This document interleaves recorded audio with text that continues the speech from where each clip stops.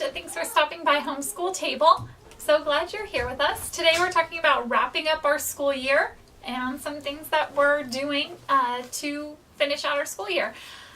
First of all, we just recently took our assessments, and I'm going to pull them out here.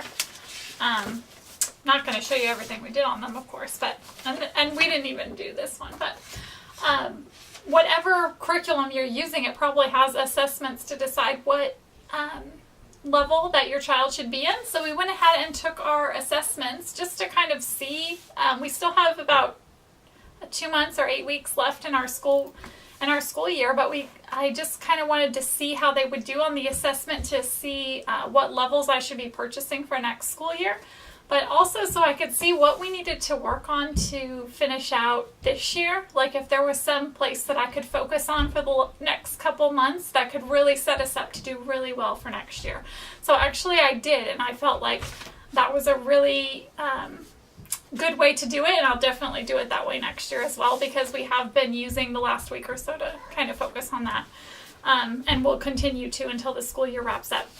It's also nice because now I have my list complete for what I need for next year. So now I have the summer to, or starting from now till through our summer break, to purchase all of the things. So I give myself a little bit more time to spread out the expense or to save up for it.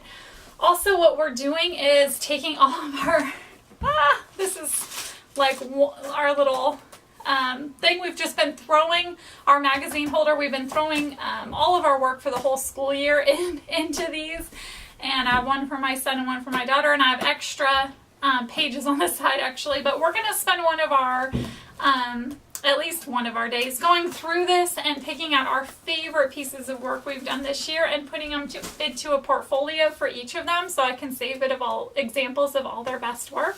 I thought it would be a fun thing to do with them too, so we can sort of look back and talk about different things we've done through this school year, sort of like a review, but also for them to be proud of what they've done. So I thought that would be really fun. Also, what we're doing is we've been going through our little calendar here. Has all of our school days on it, and I just want to make sure that we're doing the correct number of school days and exactly what we're on and how many days we have left. And it's really nice, especially as you get close to the end, to kind of see how many weeks I have, how many pages or how many chapters in my lessons do I have left, and how can I divide that or space that up in an even way to get that finished before the end of the school year. We actually we're finishing pretty early, so I'm pretty excited. We've taken a lot less breaks this year, so we're moving at a pretty good pace, and I'm really happy with it. So the kids are really excited about summer. Also, what we're doing thinking about summer is thinking about what activities we're going to do over the summer, any like summer camps, swim lessons, things like that we're going to sign them up for. And then I'm also planning ahead and have my mom radar going for different activities that I'd like to include for next year. They've expressed interest in doing music and learning about music, so definitely that's something that we're hoping to add in this next year.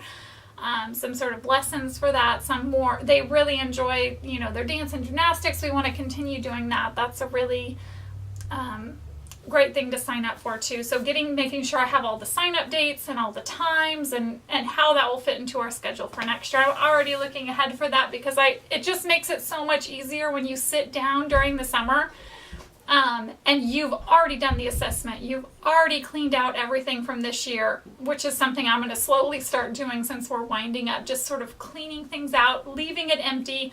So when I purchase my new curriculum, it can just sit up there until I'm ready to go through each thing and set it all up, which is really the most fun part, right? Is ordering it, opening it, setting it up, learning kind of like the teacher manual and all the things that you need to do for that.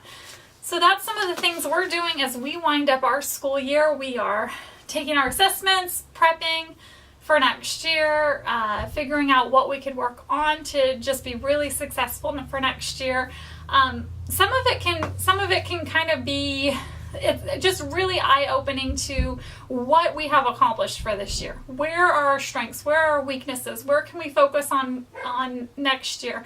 And I think that sort of happens when you start homeschooling, because this'll be, we're going to go into our 4th year of homeschooling because of pre-K, kindergarten with my daughter, 1st grade, then she's going to be in, well, pretty much 2nd grade, you know, is where she'd be placed. But you start getting this rhythm going, and start figuring out, okay, homeschool doesn't happen in 1 year. Like, you can't learn everything about everything in 1 year. You focus on what you can, and then you see where the weaknesses are, and next year you focus on the places where the weaknesses where the weaknesses are.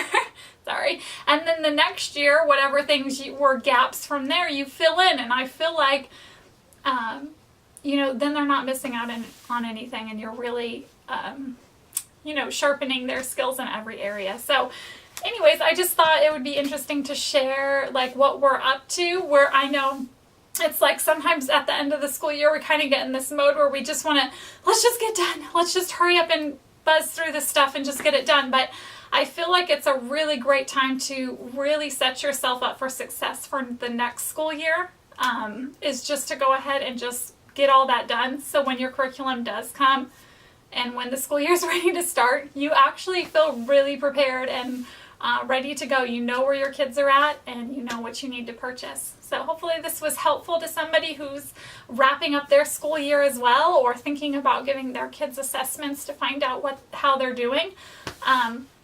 Anyways, thanks for stopping by Homeschool Table, and we'll see you next time.